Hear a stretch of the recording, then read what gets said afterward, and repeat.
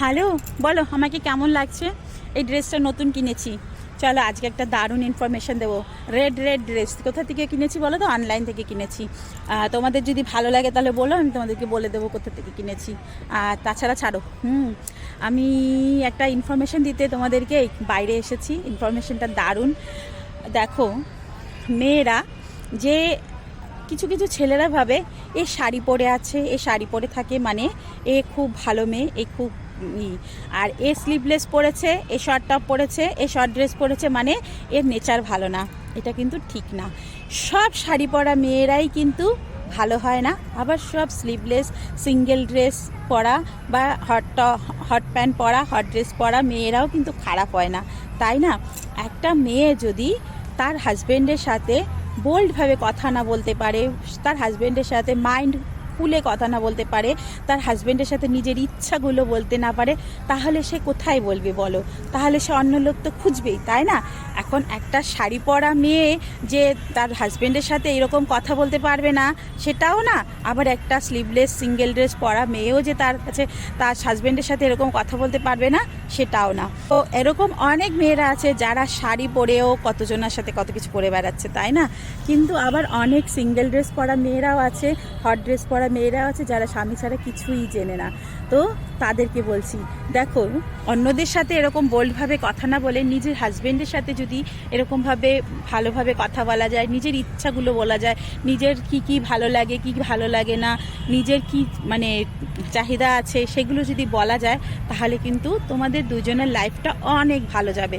শুধুমাত্র বিছানায় গিয়ে ওই হাই হ্যালো, কী করেছো, কী খেয়েছো, এগুলো না করে দুইজনের শরীর সম্পর্কে জানো, দুইজনের মনের মধ্যে যে কথাগুলো আছে সেগুলোকে জানো। কখনো কখনো বউকেও দাও তার ইচ্ছাটাকে পূরণ করতে। তাকে জিজ্ঞাসা করো, তুমি আজকে তোমার মতন করো, আমি আজকে শুধু শুয়ে থাকবো। তাকেও তার ইচ্ছা মতো করতে দাও। তুমি যদি তোমার বউকে যদি তোমার মতন করে তার ইচ্ছা মতন করে করতে দাও, তাহলে দেখবে যে তার ভেতরে কত কিছু আছে।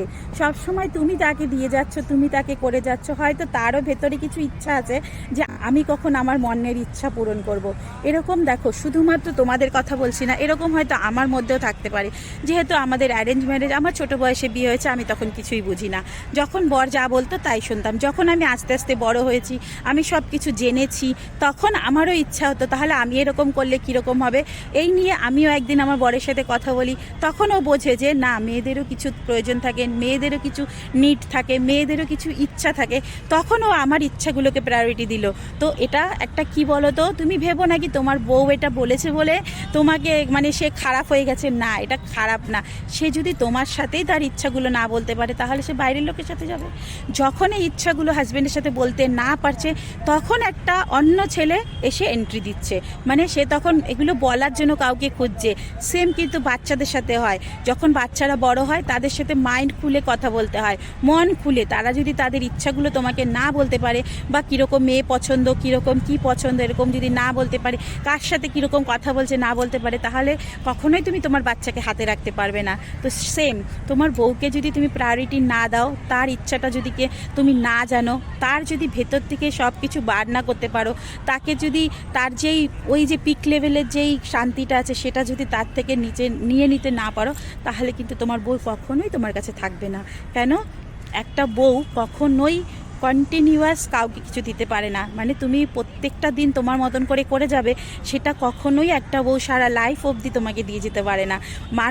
মানুষ কীরকম বলো তো, মানুষ তার ইচ্ছাটাকে কখনো তো চায় যে আমার ইচ্ছাটাও পূরণ হোক।